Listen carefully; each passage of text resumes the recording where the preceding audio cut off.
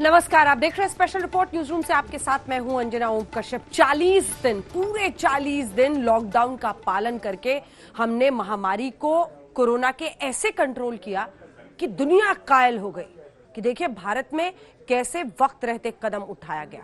लेकिन बीते दिन से लॉकडाउन 3 की शुरुआत हुई नहीं कि शराब की दुकानों के बाहर हजारों की भीड़ ने जैसे लॉकडाउन पर कई गंभीर सवाल खड़े कर दिए। ये तस्वीरें देखिए और देखिए कैसे सोशल डिस्टेंसिंग की धज्जियां उड़ रही हैं। शराब की दुकानें खुली हुई हैं, लोगों का हुजूम।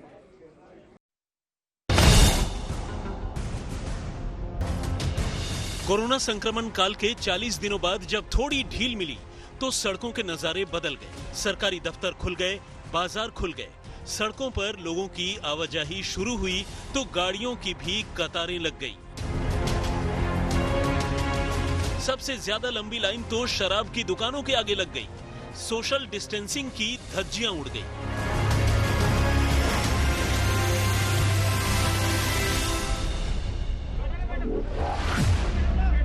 दिल्ली हो या मुंबई, कोलकाता हो या चेन्नई, या फिर यूपी के गोरखपुर, बरेली और मुरादाबाद जैसे शहर, हर जगह बस एक ही तरह के हालात दिखाई दिए। लोग 2 गज की दूरी वाला मंत्र भूलकर एक दूसरे को धक्का मारते नजर आए। सोशल डिस्टेंसिंग की धज्जियां उड़ाते दिखे। अचानक सड़क पर उतरी इस भीड़ से कोरोना संक्रमण का खतरा बढ़ता नजर आ रहा है। डर है कि कहीं 40 दिनों की लड़ाई पर पानी न फिर जाए। हमको ये भी सोचना चाहिए कि जो रेवेन्यू शायद इससे मिल रहा है सिस्टम को, वो इससे होने वाली बीमारियों से जो सिस्टम खर्चा करेगा, सरकार खर्चा करेगी इन मरीजों पे, जब ये मरीज बन जाएंगे तो वो इससे कई गुना ज़्यादा भी हो सकता है। इसका भी हिसाब हमको रखना चाहिए। तो इसमें मुझे ये कहना है कि देखिए, इसमें बेसब्री मत दिखाइए, घर में रहिए और शराब न पीना शराब पीने से बहुत अच्छा है। लॉकडाउन की छूट को भी अभी एक ही दिन बीता है, लेकिन इस एक दिन में क्या हुआ है, जरा ये आंकड़े देख लीजिए।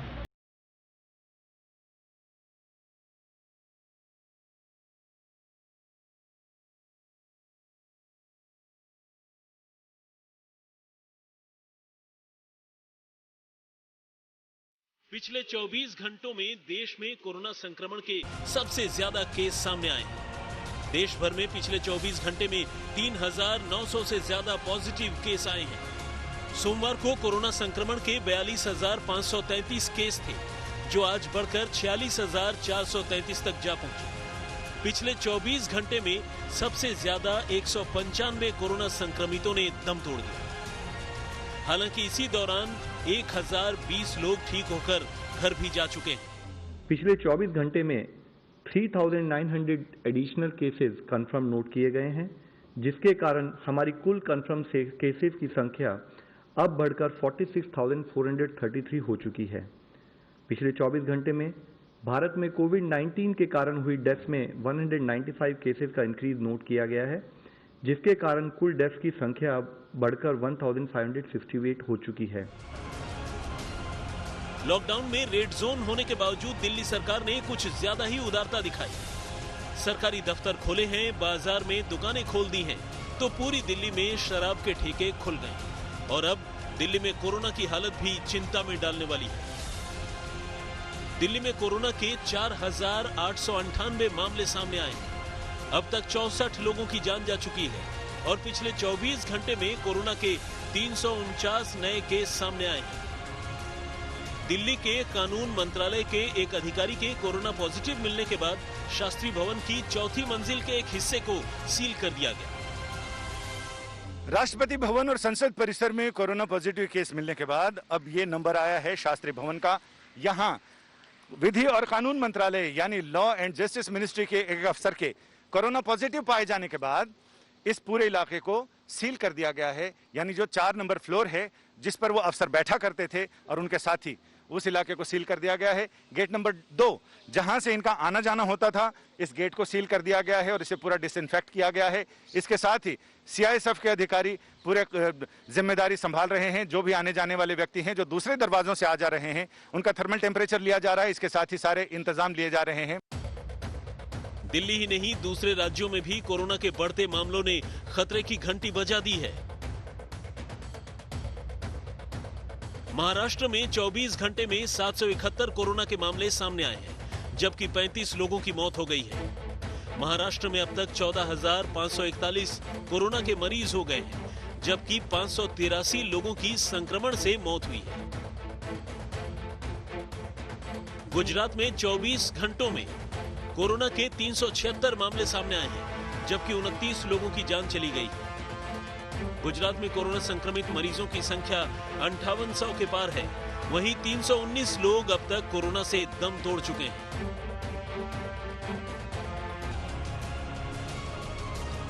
दो दिन पहले तक देश की फिजाओं में कोई और ही रंग घुला था। आसमान साफ था, प्रदूषण का नामो निशान नहीं था, सड़कों पर सन्नाटा पसरा था और ये कोरोना को हराने का सबसे बड़ा हथियार था। लेकिन सोमवार से सड़कों पर भीड़ बढ़ी, सोशल डिस्टेंसिंग की धज्जियां उड़ी और अब कोरोना के संक्रमण का खतरा बढ़ता नजर आ रहा है। दिल्ली में अनीशा माथुर और संजय शर्मा के साथ रोहित सिंह, पटना, आज तक।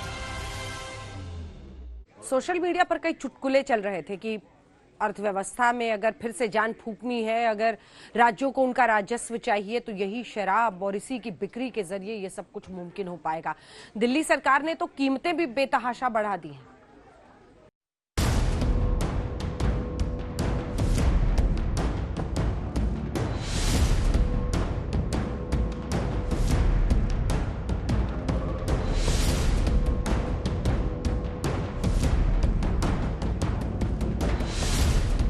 कोरोना संक्रमण काल में इन लोगों पर फूल बरसाए जा रहे हैं, क्योंकि ये गिरती हुई अर्थव्यवस्था को संभालने यूं सड़क पर उतरे हैं। हालांकि कहीं इन पर फूल बरसाए जा रहे हैं तो कहीं लाठियों से भी इनका स्वागत हो रहा है।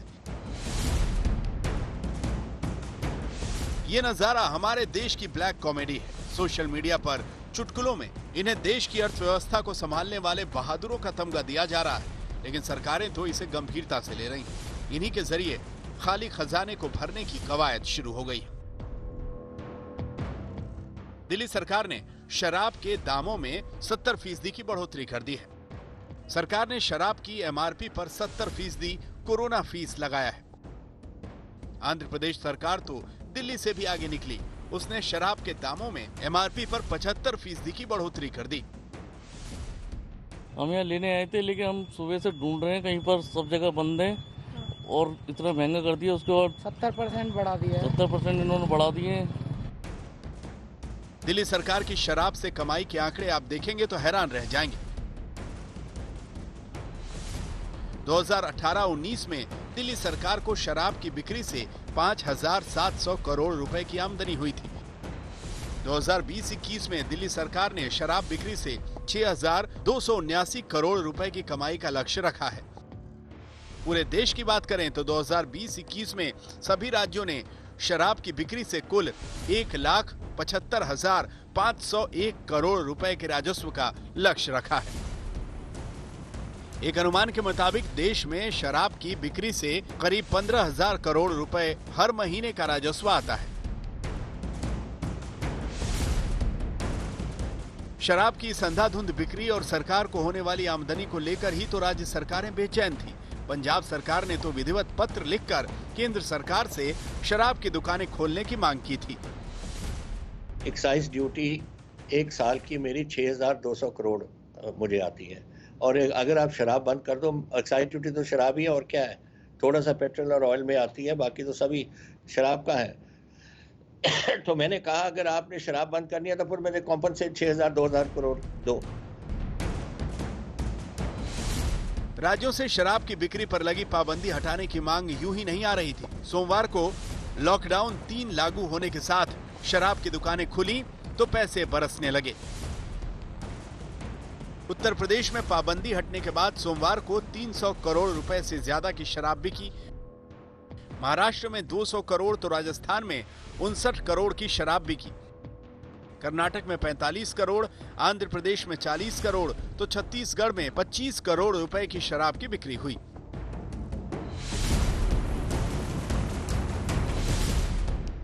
शराब की बिक्री शुरू होने के बाद से राज्य सरकारों के खाली खजाने तो भरने शुरू हो गए, लेकिन सवाल जिंदगियों का है। जिस तरह से शराब के लिए मतवालों की लाइन लगी है, जिस तरह से सोशल मीडिया की धज्जियां उड़ रही हैं, उससे सवाल उठता है कि कमाई के चक्कर में सरकार कहीं बड़ा खतरा तो मोल नहीं ले रही। दिल्ली से संजय शर्मा के साथ कमलेश सुतार, मुंबई, आज तक।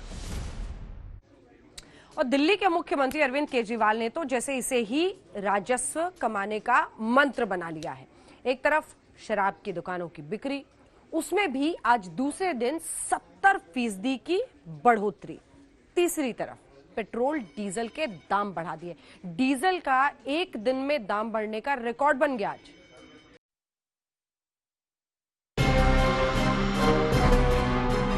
तेल देखिए और तेल पर दिल्ली सरकार का खेल भी देखिए।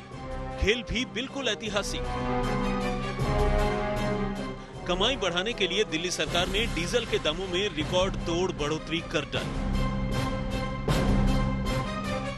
केजरीवाल सरकार ने डीजल पर वैट 16.75% से बढ़ाकर सीधे 30% पहुंचा दिया। इससे डीजल की कीमत में प्रति लीटर 7.10 रुपए की बढ़ोतरी हो गई है। वहीं पेट्रोल पर वैट 27% से बढ़ाकर 30% कर दिया है। इससे पेट्रोल की कीमत 1.67 रुपए प्रति लीटर बढ़ गई। टैक्स में इजाफे के बाद दिल्ली में पेट्रोल 71 रुपए 26 पैसे जबकि डीजल 69 रुपए 29 पैसे प्रति लीटर हो गया। लॉकडाउन की वजह से अर्थव्यवस्था पर काफी असर पड़ा है। ऐसे में सरकार अपना रेवेन्यू बढ़ाने के लिए अलग अलग कदम उठा रही है। पहले शराब महंगी हुई और आज पेट्रोल और डीजल। देखना होगा कि अपनी अर्थव्यवस्था को बेहतर करने के लिए दिल्ली सरकार कितना सफल हो पाती है। दिल्ली सरकार ने एक झटके में ही डीजल और पेट्रोल के दाम करीब करीब एक समान कर दिए, क्योंकि सवाल कमाई का है, खजाना भरने का है। दिल्ली के मुख्यमंत्री अरविंद केजरीवाल जानते हैं कि कमाई तो लिक्विड में ही है, चाहे वो शराब हो या फिर डीजल या पेट्रोल। पंकज जैन, दिल्ली, आज तक। और अब आइए आपको दिखाते हैं निगम बोध घाट से हमारी सहयोगी मौसमी सिंह की ये रिपोर्ट। अगर कोरोना से किसी की मौत हो जाए, परिवार वालों पर क्या गुजरता है और किस तरह की सावधानियां बरतने की जरूरत होती है, ये स्पेशल रिपोर्ट। हर रोज कई लोग कोरोना के खिलाफ लड़ते लड़ते जिंदगी की जंग हार रहे हैं। निगम बोध घाट में उनके अंतिम संस्कार के लिए खास बंदोबस्त किए गए हैं। हम पहनेंगे ये हैजमैट सूट ताकि हम ये रिपोर्ट आपको दिखाएं सावधानी बरतते हुए। निगम बोध घाट ये दिल्ली के उन 2 शमशान घरों में एक है जहां कोरोना से जान गंवाने वालों का अंतिम संस्कार होता है। निगम बोध घाट के अलावा पंजाबी बाग शमशान घाट में कोरोना से जान गंवाने वालों का अंतिम संस्कार होता है। निगम बोध घाट में जो व्यवस्था की गई है उसके तहत जब बॉडी आती है, आप देखिए पीछे जीटीबी अस्पताल से ये एम्बुलेंस आई है, ये अटेंडेंट हैं जो अस्पताल ने भेजा है जिनको कोविड-19 से जान गंवाने वाले लोगों के अंतिम संस्कार के लिए आईसीएमआर ने सख्त गाइडलाइंस बनाए हैं। इसके तहत leak proof plastic body bag में शव का अंतिम संस्कार होगा। बॉडी बैग के बाहरी हिस्से में 1% सोडियम हाइपोक्लोराइड लगाना भी अनिवार्य होगा। अंतिम संस्कार को लेकर सरकार के सख्त दिशा निर्देश हैं। 20 से ज्यादा लोग एक साथ जमा नहीं हो सकते। लोग भी इसे सख्ती से मान रहे हैं। हम 5 लोग यहाँ पे उनका फ्यूनरल करने के लिए आए। आमतौर पर लोग दाह संस्कार के बाद अस्थि लेकर उसे विसर्जित करने के लिए हरिद्वार जाते हैं, लेकिन कई लोग ऐसे हैं जो 15 दिन बाद भी अस्थि लेने नहीं लौटे। यहाँ के प्रभारी कहते हैं कि ऐसा पहली बार है जब सभी 228 लॉकर भरे हुए हैं। राजेंद्र कश्यप जी बताते हैं यहाँ पे कि ऐसा कभी नहीं हुआ कि 228 लॉकर भरे रहे और उसके बावजूद भी और अस्थि कलश उनको ऊपर इस तरह से रखना पड़े। हर जगह आप देख रहे हैं कि पर्चियां लगी हैं और ऊपर भी अस्थि कलश जगह जगह पे रखे हुए हैं। फिर हमने लोगों को फोन करके सूचित करना शुरू किया कि आप लोग आइए, 15 दिन से समय ज्यादा हो गया। कुछ लोग ऐसा कर रहे हैं कि अस्थियों को गंगा जल का छींटा दे करके जमुना जी में प्रवाहित कर दें यदि आपको रास्ता नहीं मिल रहा है। वक्त बदल गया है, लगता है बदलते वक्त में परंपराएं भी कहीं ना बदल जाएं। कैमरा पर्सन संजय के साथ मौसमी सिंह, दिल्ली, आज तक। बता रहे हैं तमिलनाडु का आंकड़ा। तमिलनाडु में कोरोना के 508 नए मामले आ गए हैं। अकेले चेन्नई में कोरोना के 279 नए केस आए हैं। एक दिन में बहुत बड़ा स्पाइक, बहुत बड़ा इजाफा आप इसे कह सकते हैं। तमिलनाडु में कोरोना मरीजों की संख्या 4058 पहुंच चुकी है। गाजियाबाद में कोरोना के नए मामले आए 9। गाजियाबाद में कोरोना मरीजों की संख्या 104 यहां पर भी हो गई है। यूपी के कोरोना के 118 नए मामले सामने आए हैं इधर, और अब तक जो यूपी का आंकड़ा है वो 2880 पर पहुंच गया है। यूपी में तबलीगी जमात से जुड़े 1152 कोरोना केस हैं। तो क्या देश की अर्थव्यवस्था अब शराब के ही भरोसे है, शराब की बिक्री के ही भरोसे है? ये सवाल इसलिए पूछना पड़ रहा है क्योंकि लॉकडाउन 3 के पहले दिन आपने देखा कैसे अलग अलग जगहों पर भीड़ इकट्ठा हो गई शराब खरीदने के लिए। लॉकडाउन 3 का दूसरा दिन फिर वही तस्वीरें, फिर देश के अलग अलग हिस्सों में इसी तरह से शराब खरीदने वालों की भीड़। अब सवाल यही उठता है कि आखिर कोई इस तरफ देखेगा। हालांकि दिल्ली सरकार कह रही है कि हमने तो 70% कोरोना टैक्स लगा दिया है। हुई महंगी बहुत ही शराब के थोड़ी थोड़ी पिया करो।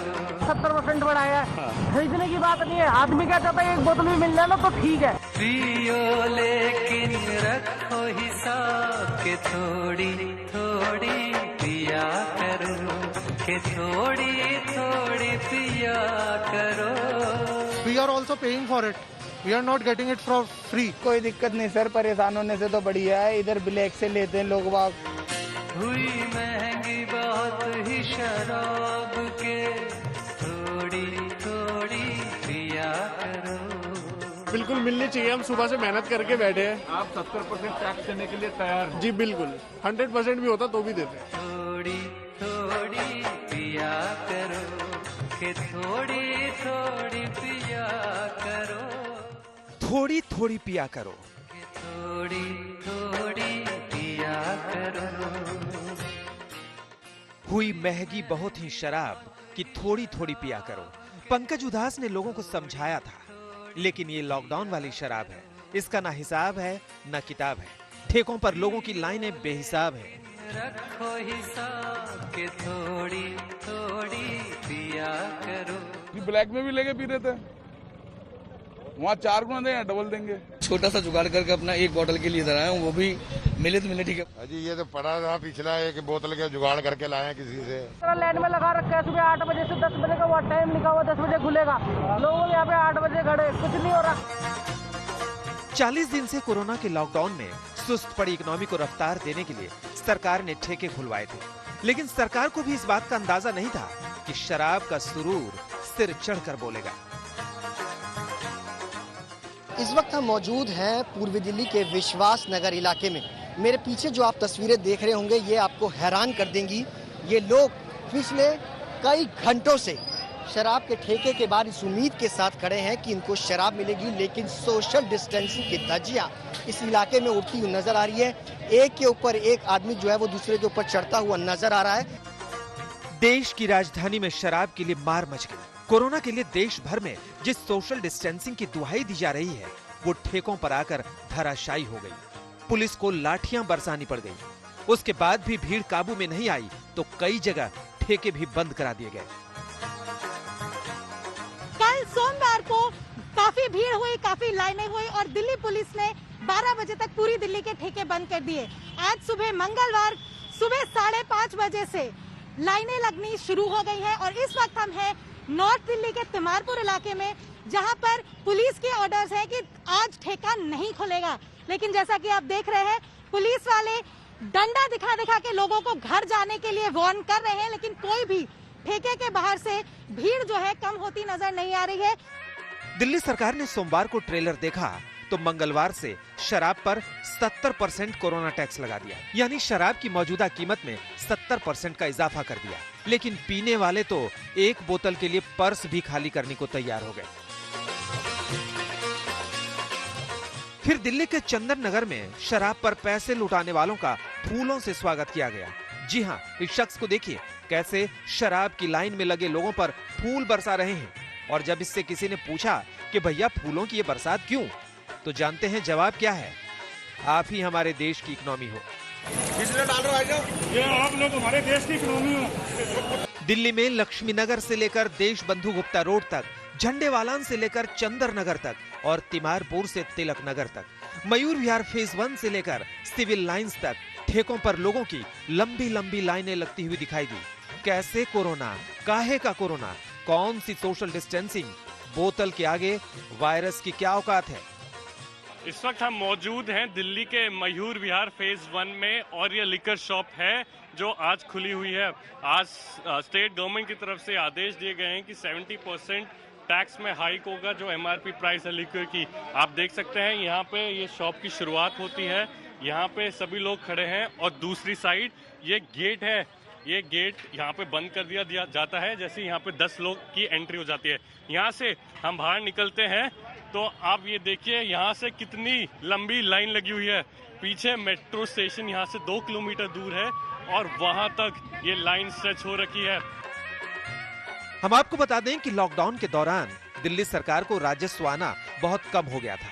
हर साल अप्रैल में जहां आमतौर पर 3,500 करोड़ का राजस्व आता था, वहीं इस बार अप्रैल में केवल 300 करोड़ का ही राजस्व आया।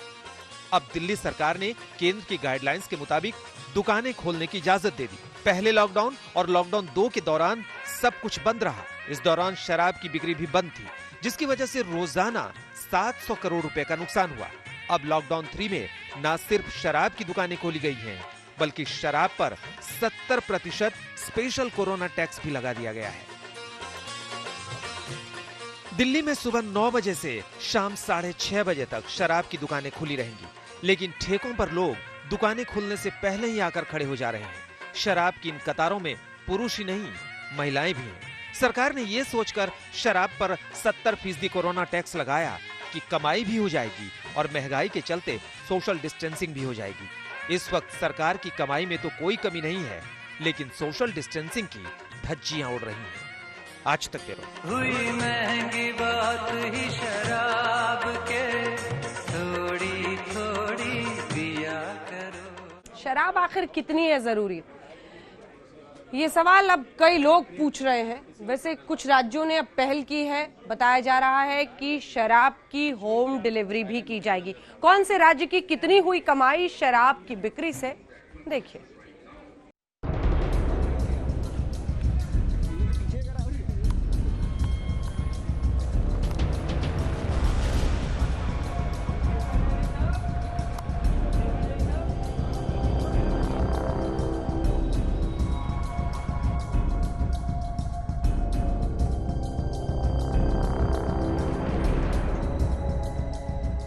भारत में कोरोना का कहर कम होने का नाम नहीं ले रहा है। मई में कोरोना और भी घातक हो गया है। देश में कोरोना का आंकड़ा 50,000 तक पहुंच रहा है। सिर्फ और सिर्फ मई के 4 दिनों में ही 10,000 केस सामने आए हैं।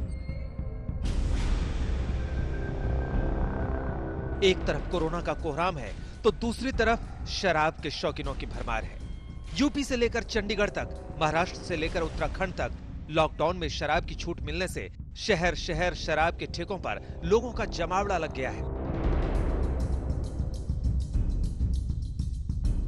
4 मई से सभी राज्यों में शराब की दुकानें खुल गई हैं। हर राज्यों में भीड़ ठेकों पर उमड़ पड़ी है।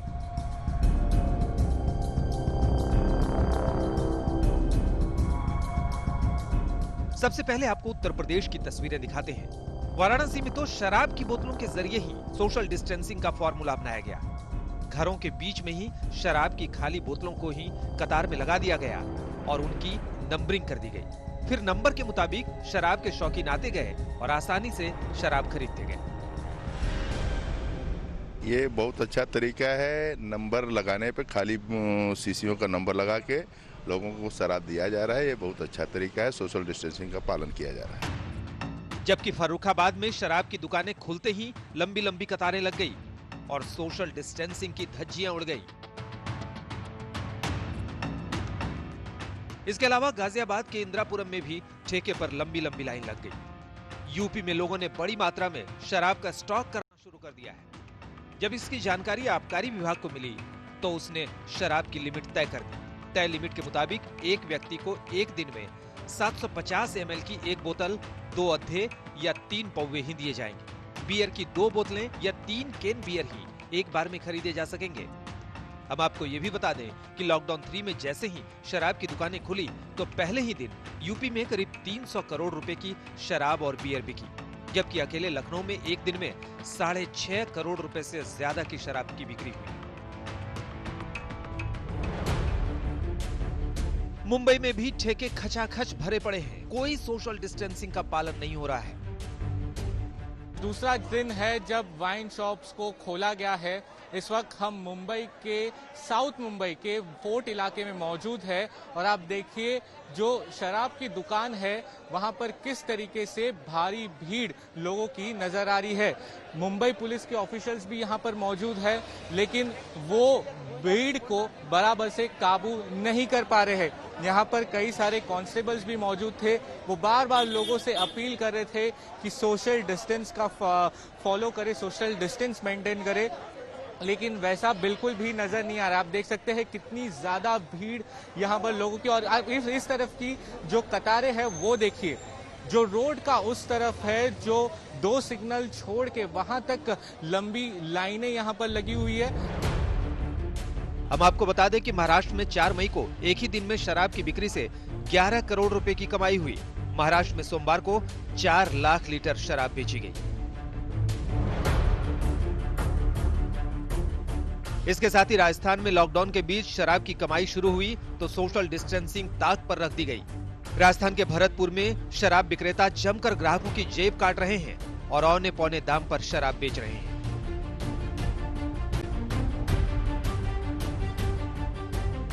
केंद्र सरकार के फैसले के बाद छत्तीसगढ़ में भी ठेके खुले तो शराब के शौकीनों के चेहरे खिल उठे। अचानक ऐसा लगा कि हर कोई अमीर हो गया। लॉकडाउन में भले ही लोग खाने पीने का सामान खरीदने में रो रहे थे, लेकिन ठेके खुले तो बटुए भी खुल गए। लेकिन छत्तीसगढ़ सरकार ने एक बड़ा फैसला किया है। सोशल डिस्टेंसिंग ना टूटे, इसके लिए शराब की होम डिलीवरी की जाएगी। आज तक ब्यूरो। तो इधर शराब की बिक्री पर और लोगों के हुजूम पर आज जो बवाल है, ऐसा ही बवाल कुछ दिन पहले जमातियों की भीड़ पर था निजामुद्दीन मरकज में। लेकिन अब मरकज के जमातियों के हिमायती बनकर आए हैं असदुद्दीन ओवैसी, AIMIM के प्रमुख। दिल्ली सरकार पर निशाना साध रहे हैं। क्या है उनका आरोप, देखिए इस रिपोर्ट में। दिल्ली के निजामुद्दीन मरकज से जमातियों का जत्था निकला तो हर कोई हैरान रह गया। निजामुद्दीन मरकज से 2300 से ज्यादा जमातियों को निकाला गया और उन्हें क्वारंटीन सेंटर और आइसोलेशन में भेजा गया। मरकज के हेड मौलाना साद पर सवाल खड़े हो गए हैं कि उसने जमातियों को कोरोना करियर बना दिया, लेकिन अब जमातियों की हिमायत में AIMIM प्रमुख असदुद्दीन ओवैसी आ गए। जी हां, ओवैसी ने निजामुद्दीन मरकज के जमातियों को लेकर मुख्यमंत्री अरविंद केजरीवाल पर निशाना साधा है। ओवैसी ने दिल्ली सरकार से सवाल पूछा कि निगेटिव टेस्ट के बाद भी निजामुद्दीन मरकज के लोगों को डिस्चार्ज क्यों नहीं किया जा रहा है। वो 2 बार जरूरी क्वारंटीन की अवधि को पूरा कर चुके हैं, लेकिन दिल्ली सरकार उन्हें डिस्चार्ज करने की इजाजत नहीं दे रही। ये 31 मार्च से वहां हैं और उन्हें तुरंत छुट्टी दी जानी चाहिए। हम आपको बता दें कि निजामुद्दीन मरकज से निकले काफी जमाती पॉजिटिव पाए गए थे और काफी सारे जमाती निजामुद्दीन मरकज से देश के अलग अलग राज्यों में निकले। इसी तबलीगी जमात के चलते देश में कोरोना मरीजों की संख्या में अचानक इजाफा हुआ। आज तक ब्यूरो। देखते रहिए आज तक।